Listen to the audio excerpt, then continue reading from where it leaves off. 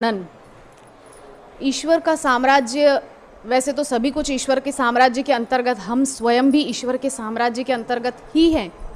ये पूरा भगवान का ही विस्तार है, भले ही भगवान की अलग अलग शक्तियों के द्वारा वो विस्तार है।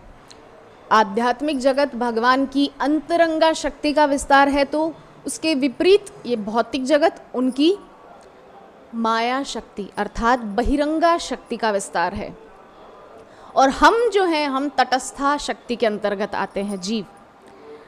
तो यहाँ पर श्लोक के अंदर जो है, यहाँ पर चर्चा हो रही है कि किस प्रकार से वो जो दो द्वारपाल हैं, जय विजय, उन दोनों के माध्यम से भगवान कुछ लीला करवाना चाहते हैं।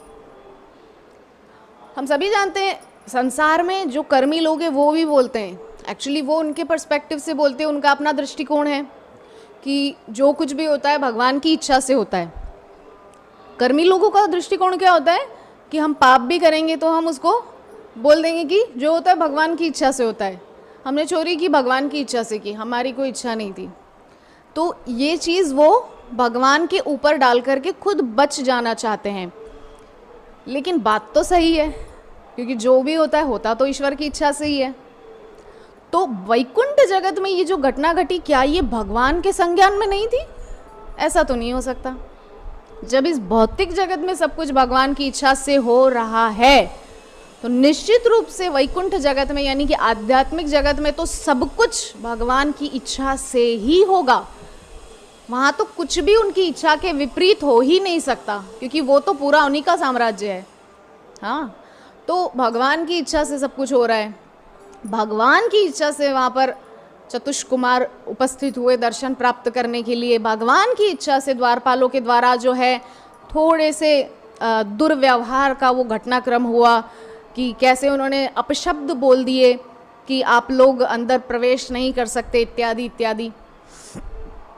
तो सारा कुछ जो हुआ है भगवान के संज्ञान में ही हुआ है। और अगर भगवान के संज्ञान में नहीं होता तो कैसे उस दृश्य में भगवान आ गए? पुनः अंत में भगवान स्वयं वहाँ चल के आ गए और भगवान ने वहाँ पर ये एडमिट किया, ये बोला कि सब कुछ मेरी इच्छा से ही हुआ है। अब यहाँ पर जो वैष्णव हैं उन्होंने अपने अपने मंतव्य रखे हैं, कई अलग अलग तरह की विचारधाराएं हैं कि कैसे भगवान की इच्छा से सब कुछ हुआ। भगवान की इच्छा थी युद्ध लीला करने की, उनकी इच्छा थी।